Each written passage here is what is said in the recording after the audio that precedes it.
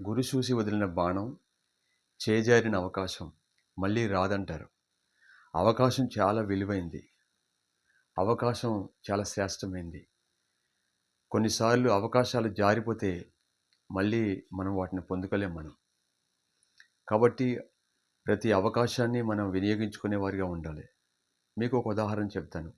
ఒక చేపలు పట్టే ఆయన ఒకరోజు వేటకెళ్తాడు. వేటకెళ్తే అక్కడ ఏమి చేపలు గట్ట ఏమి దొరకవు ఆయనకి. నిరాశగా వెనుతిరిగి ఒడ్డుకొచ్చేస్తాడు. ఒడ్డుకొచ్చేస్తే అలా వెళ్ళిపోతూ ఉంటే అతనికి కొన్ని రాళ్ళు కనపడతాయి, రంగు రాళ్ళు. వాటిని ఏరుకొని బుట్టలో వేసుకుంటాడు, చేపలు వేసుకునే బుట్టలో. ఆ రాళ్ళేంటో అతనికి తెలియదు, అవి ఎంత ఖరీదైనో తెలియదు. కానీ అతడు ఆ బుట్టలో వేసుకొని ఒక్కొక్క రాయిని అలా తీసి నీటిలో వేసుకుంటా నడుచుకుంటా అలా వెళ్ళిపోతూ ఉంటాడు. ఆఖరికి ఒక రాయి మిగులుతుంది బుట్టలో. అలా విసరబోయేసరికి ఆ రాయ చాలా నీళంగా ఉంటుంది. దాన్ని చూసి ఈ రాయి బాగుంది, కాబట్టి మా ఆవిడకి ఇద్దామని చెప్పి ఆ రాయిని తీసుకొస్తాడు. ఆ రాయ చాలా నీలం కలర్లో మెరుస్తూ ఉంటుంది అనమాట. అదేంటో తెలియక దాన్ని ఒక షాపు దగ్గరికి తీసుకెళ్తే ఆ షాపు యజమాని దాన్ని వజ్రంగా నిర్ధారించి ₹1000 అతనికి ఇస్తానని చెప్తాడు. అప్పుడు ఆ మాట విన్న తర్వాత అతను నిజంగా ఆశ్చర్యపోతాడు, నిర్గంధపోతాడనమాట. అలాంటి రాళ్ళు ఎన్నో విసిరేశాడు. ఎన్నో రాళ్ళు సముద్రం పాలైపోయాయి. ఎన్నో రాళ్ళు నీటిలో విసురుకుంటూ వచ్చాడు. దాని విలువ తెలిసిన తర్వాత నోరెళ్ళబెడతాడు. కాబట్టి ఈ మాట ఎందుకు చెప్తున్నానంటే, మనకొచ్చిన ప్రతి అవకాశం విలువైంది. దాన్ని మనం జారవిడుచుకోకూడదు. అది ఉద్యోగ అవకాశం కావచ్చు.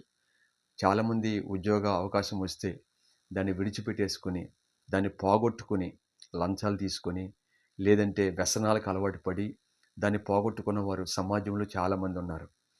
లంచాలు, తను చేసే పనిలో నిజాయితీ లేక లంచాలు తీసుకుని ఉద్యోగం పోగొట్టుకున్న వారు ఉన్నారు. వ్యసనాలకు అలవాటు పడి ఉద్యోగాన్ని పోగొట్టుకున్న వారు ఉన్నారు.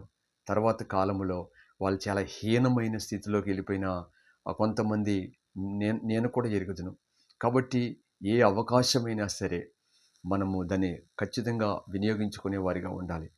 క్రైస్తవులముగా, దేవుని బిడ్డలంగా మనకు ప్రార్థించే అవకాశం వచ్చినప్పుడు మనం ప్రార్థన చేయాలి.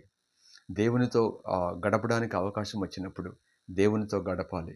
దేవుని పాదముల దగ్గర గడపాలి. ప్రార్థన చేయకుండా యేసు ప్రభుతోనే ఉండి ప్రార్థన చేయకుండా ఉన్న పేతురు జీవితంలో అపజయాలు పాలయ్యాడు. ప్రార్థన చేయవలసిన సమయంలో ప్రార్థన చేయకుండా అపజయాన్ని చూశాడు పేతురు. ప్రభు ప్రార్థన చేస్తూ ఉంటే గెత్సేమనే తోటలో పేతురు నిద్రపోయాడు. ప్రభు ప్రార్థన చేయమని చెప్పిన పేతురు ప్రార్థన చేయలేకపోయాడు.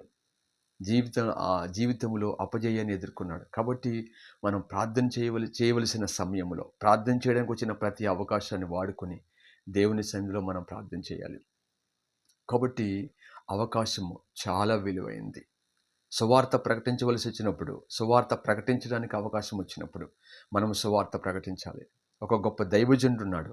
అతనికో మంచి అలవాటు ఉంది. ఏంటంటే, ఎవరో ఒకరికి సువార్త ప్రకటించకుండా అతను నిద్రపోయేవాడు కాదు. ఒక రోజున మీటింగ్‌లకి వెళ్ళాడు, తిరిగి వచ్చాడు. కానీ అతనికి ఉన్న అలవాటు ప్రకారంగా వ్యక్తిగతంగా ఎవరో ఒకరికి సువార్త చెప్తాడు. దేవుని పనంతా పూర్తి చేసుకుని, తన పనులన్నీ పూర్తి చేసుకుని చూస్తుంటే అతను వ్యక్తిగతంగా సువార్త చెప్పడానికి ఎవరో కనపడలేదు. కనపడపోతే దేవుని ఆత్మ చెబుతా ఉన్నాడు, వెళ్ళి ఆ స్తంభంతో మాట్లాడమని. అప్పుడు ఆ దైవజనుడు వెళ్ళి ఆ స్తంభం దగ్గర నిలబడి సువార్త ప్రకటిస్తూ ఉన్నాడు. సువార్త ప్రకటిస్తూ ఉంటే కొద్దిసేపు, ఇంచుమించుగా 40 నిమిషాలు స్తంభం దగ్గర సువార్త ప్రకటించినప్పుడు ఒక వ్యక్తి ఆ స్తంభం పక్క నుంచి దైవజనుడి ఎదురుగుండా వచ్చాడు. ఏంటంటే, ఆ రాత్రి అతని సమస్యల చేత ఆత్మహత్య చేసుకోవాలని వెళ్తూ ఉంటే ఈ దైవజనుడిని చూసి స్తంభం వెనకాతలు దాక్కున్నాడు. కానీ ఈ దైవజనుడి సువార్త ద్వారా అతడు ఆ రాత్రి రక్షించబడి ప్రభువుని సొంత రక్షకుడిగా అంగీకరించాడు. కాబట్టి అవకాశాలు మనం వినియోగించుకుందాం. దేవుడి మాటలు దీవించునుగాక.